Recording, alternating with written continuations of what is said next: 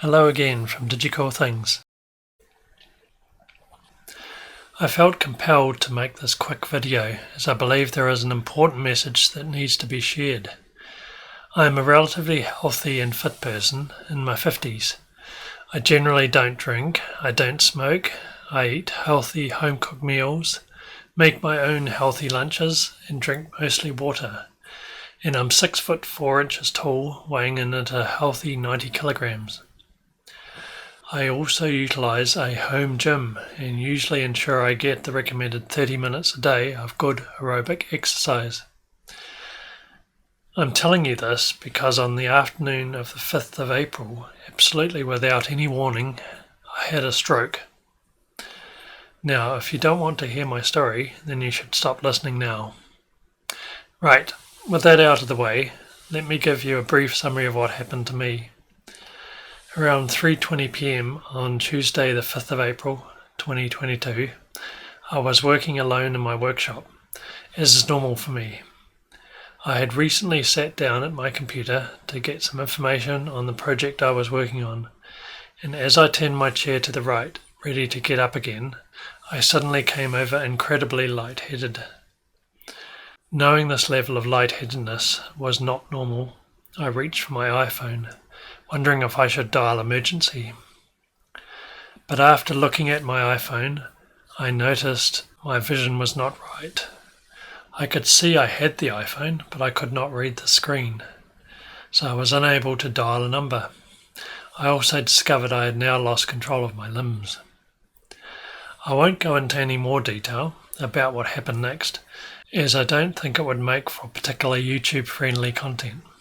However, I can tell you that I did remain conscious and that it was by far the scariest experience of my entire life. Importantly, through some miracle, I somehow managed to connect with a recent caller on my iPhone who was smart enough to know something was wrong, and they then dialed emergency for an ambulance. As a side note, I have now learned a bit more about the iPhone's emergency settings. The last thing I remember of Tuesday was the hours spent in the hospital emergency department cubicle, unable to sleep and unable to turn over with an increasingly sore back. Needless to say, it is now several weeks later. After what seemed like a very long 8 days in hospital, with x-rays, multiple CT scans, an MRI scan, ultrasound scans and lots of probes and needles, that I was finally discharged and allowed to go home. The last couple of weeks have been spent working on my rehabilitation and also struggling with a lot of post-stroke fatigue. But I am doing well. The doctors were very encouraged by my recovery progress in the days following the stroke. I've gone from not being able to turn over in the hospital bed to now being independent, and I'm noting my daily improvement and my stability as I learn to walk again. I am naturally a positive person, and my only goal is to work hard at making a full recovery and getting back to all of my in-progress maker projects.